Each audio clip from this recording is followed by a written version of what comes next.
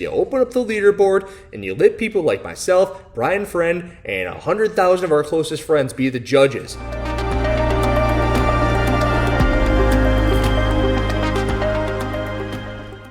So I think it's about time that I finally nail it in. I try to drive home the point why this is so important. I was reading something on the internet today. When I was reading this, I go, all right, this is the perfect opportunity for me to tell everybody why it is that this is so important to me. It goes all the way back to my first month in CrossFit. And in my first month in CrossFit, I was a cheater.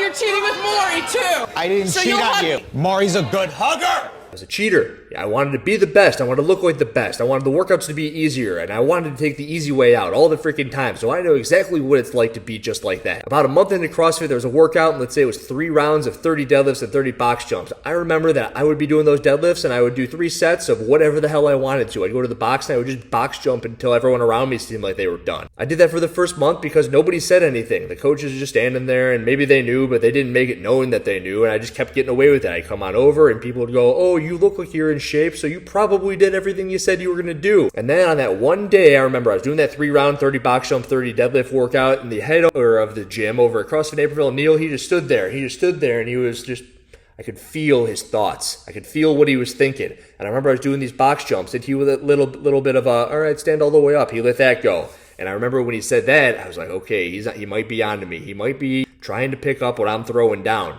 Finished up the workout, doing what I did, won the freaking workout, walked over him, I go, what do you think? And he goes, think it could have been a little better.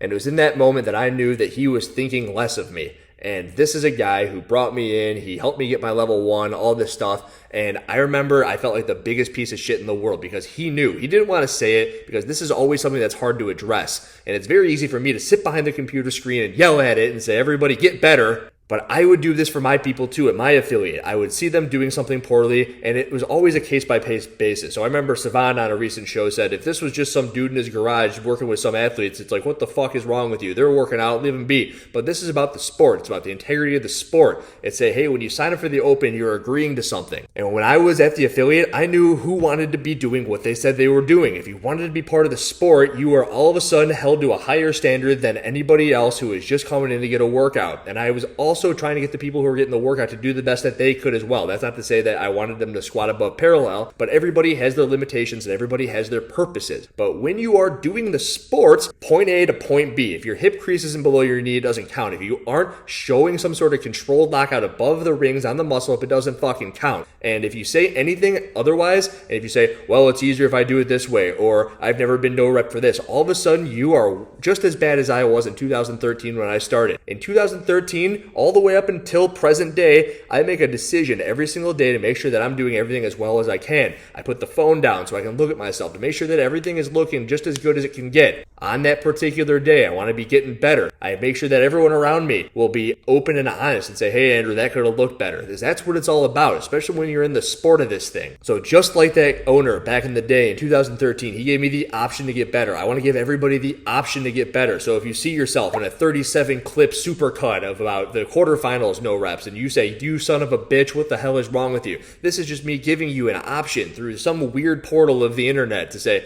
I can get better here because of it. Yeah, that's true. I should have been thrown to a 10-foot target. I should have been. None of those reps really counted. Bad on me. And back in 2013, I could have told that owner to fuck off. I'm the fittest dude in the gym. I know what's best for me. And you know what? He probably would just let it go. But I'm past the point of letting it go, clearly. And it seems like a lot of the community is also past the point of letting these things go. So now I would like to get to the the post on Instagram where SethJumpedShip brings me up. I know he freaking works out in Hawaii or something, and I know because a former teammate of mine, regional teammate, name's Keiko. Hey Keiko, she lives over in Hawaii, and I'm pretty sure she's part of the Jump Ship crew. I don't know if she knows this guy, but I don't know. We're gonna get into it. So SethJumpedShip says, I'll play devil's advocate. This is gonna be an unpopular opinion and not necessarily my own. What if I told you that not following the movement standards in CrossFit is no longer cheating, but instead a risk-reward calculation no different than receiving a penalty in any other sport? Cheating gets you suspended, banned, or disqualified. An infraction in a sport such as foul in basketball or holding in football basically gets you a penalty.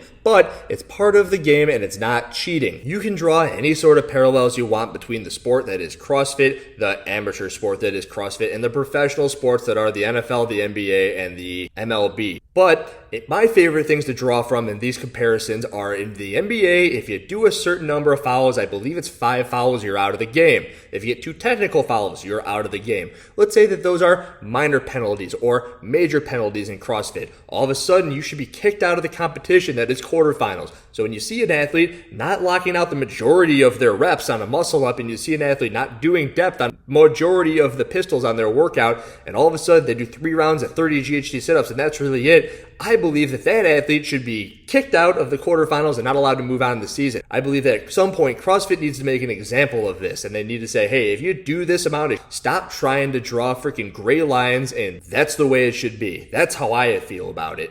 Obviously, a big point of contention within the community this season, more than any other season in the past, has been the lack of upholding standards by both the athletes and their respective judges and CrossFit itself. Even with the athletes being exposed daily by the community and people like HillerFit, that's me, it doesn't seem to be much of a deterrent. This isn't a few isolated incidents, this is widespread, and the truth is that it has been this way for the past decade. From the top individuals and teams on the way down to the no-names, the standard is not being met.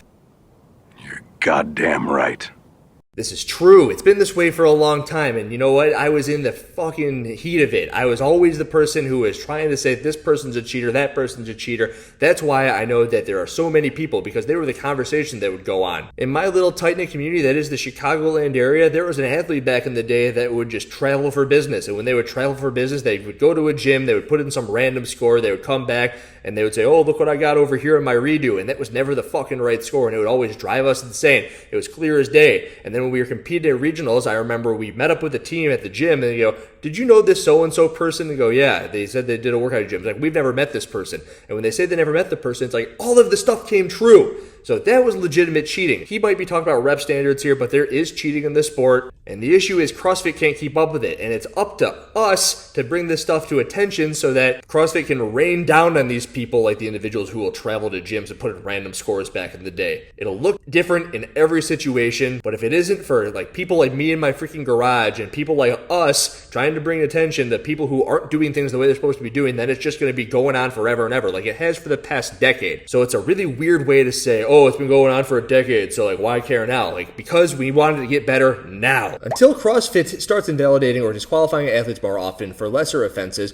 what we are seeing will continue. Here's why. Let's use the ring muscle up for example. Both the individual and the team quarterfinal WOD required reps under extreme fatigue. Athletes constantly blur the finished lockout position, the hardest part, by leaving the elbows soft or pushing back around the rings to avoid necessary support. If the muscle-up is a weak movement for the athlete already, it may be beneficial to blur those lines and complete the workout for a faster, hoping to get away with meeting the standard. And that's the biggest issue. This is all CrossFit's fault. They shouldn't be letting this type of stuff go. A huge opinion of mine that people will try to get away with this type of shit just because they can, because they're allowed to get away with it. And because they've been getting away with it for so long, it gets worse and worse and worse and worse. And I remember a day back in 2016 where if a female did a freaking muscle-up, they were on the regional team. Maybe they can make it as an individual. Present day, so long as you can gather enough momentum and fling yourself above the rings, now you're good to go. That's why a lot of these 18-year-olds are the ones with the giant flared elbows, and they're not looking good at ever doing a muscle-up. So yeah, I agree on this page. They need to start invalidating shit. They need to start doing it right now. They need to start doing it yesterday. They should say, hey, we didn't finalize the leaderboard. Oh, you had a semifinal in back? We take that invite back. Because you know what? Your muscle-ups looked like shit, and we saw that guy on the internet agreeing with SethJumpedShip, and you're right.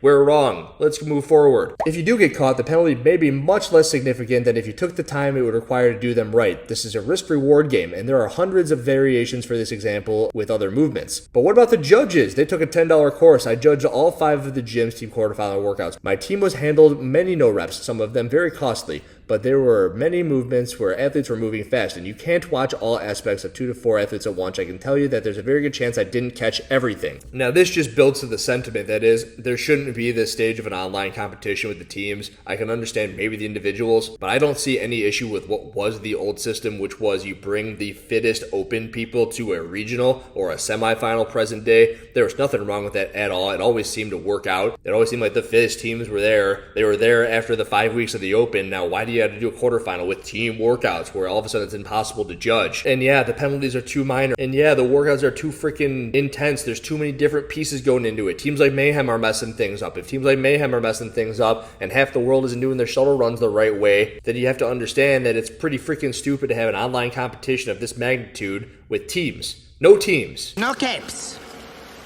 Isn't that my decision? Do you remember Thunderhead? No capes. Not in the online quarterfinal. Bring them straight to the freaking semifinal out of the open. Make the open worth something again. There are judges who just don't have the experience they need to do the job right. They will never no-rep their athlete's spouse or friend unless it is completely unavoidable, but in some kind of weird defense for them, what incentive do they have to give a no-rep? They are counting reps and they want what is best for their possible for the athlete at the time. They don't want it to slow them down or mess up their rhythm. They are not professional judges, and I don't know why we would expect them to be. Great point. Can't argue. Again, CrossFit's fault. Hey, take this freaking $10 course that you can just click until you get right. There needs to be a better solution. What's the better solution? Skip the fucking quarterfinals. They're freaking stupid. No capes. It's not fun for anybody. It's more expensive for everybody. Clearly, it drives everybody insane. You gotta shut down gyms so you have open times. You gotta make sure that everything's out of the way. You gotta tape up all the floors in certain ways. It's fucking stupid. No more quarterfinals. No capes. Judges, sure, for the open, whatever. Apparently, that didn't matter. It doesn't matter what you